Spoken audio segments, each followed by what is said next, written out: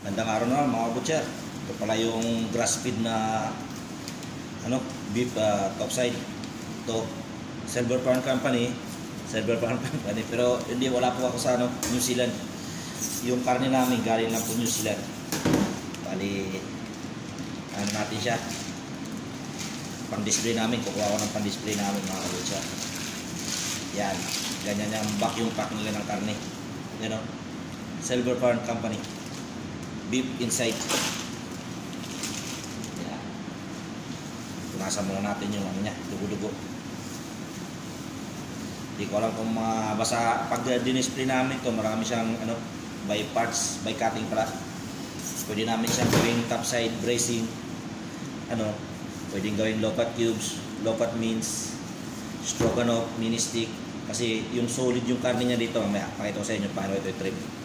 Trim ko muna kasi may layer to siya mga butcher. Ito, may joint siya dito. Yung iba naman, ibang klase magbakbak nito. Paano bakbakin nila to? Ito sa akin naman, dito ako. Kung saan lang ako komportable. Nasa inyo naman yan mga butcher kung saan kayo komportable ito. Yung isang joint dito na layer, yan, pakita ko sa inyo. Para yung isang buong karne niya, solid na. Kasi pag hindi mo ito tinanggal, hindi siya magiging solid. Yan o. Yan ang joint niya dyan mga butcher. Yung iba naman dito sa ilalim nag-uumpisa. Ako naman sa ibabaw. Meron ako nakikita sa mga nagbibideo rin. Gagawa ng video. Yan. Ito yung layer na para hindi siya nakadikit dito. Ngayon, itong karne na to mga butcher, solid na siya. Yan o. Wala nang mga layer yan. Solid na siya.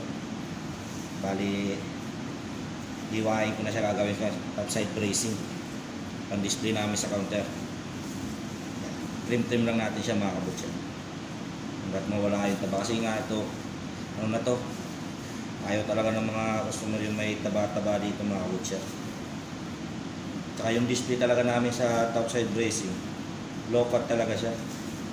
Yung mini stick, stroganoff, pang stir fry, yun, mga low cut yun. Wala siya mga taba-taba talaga. Nakita nyo itong ganito kapal na taba. Wala, tinatanggal namin yan mga kabutcher. Yung mga taba naman na trim namin, nahalo namin yan sa giniling, pwede rin sa burgers, sausage yan, para lumasa yung Kahit yan sa baboy naman, kailangan talaga pag magawa ng longganisa, pag hindi haluan ng taba, magdadry yung longganisa. Kaya shoutout dyan sa mga nagtatrabaho sa palengke. Dati kong pinagtatrabuhan dyan sa Mayon, sa Maynila. Saka doon sa Suki Market, Dapitan. Shout out sa inyo dyan. Yung mga tropa ko na nandiyan pa, yung iba wala na. Siyempre almost 15 years na ako wala dyan mga kabutcher. Sa Maynila, 15 years na rin ako dito. Trim lang yan mga kabutcher. Ay, pakita ko sa inyo paano ko ito hiwain. Yan, solid na siya mga kabutcher. First bye, how are you? Kitna video dali kaya first bye. Yes, solid video. Atcha ngayon, pakita ko na sa inyo mga kabutcher yan. Trim ko muna dito sa para magpantay yung karne niya. Yan. Hop. Yan mga kabutcher, kita nyo yan. Bali ko kuha ako ng pan-display namin sa counter. Yan ganda ng karne mga kabutcher. Quality marbles niya. Kaya ito nagpapalambot sa mga yan mga marbles na yan. Hindi yan taba, marbles tawag yan. Tapos tanggalin natin din yung yan, para solid tong kasi dinidisplay namin siya ng tulad nito sa counter buo. Yan, pwede gawin yung topside roast. Depende sa customer order. Ito naman yung slice na namin na topside. Yan mga kabutcher, kaya hanggang dito na lang. Yan.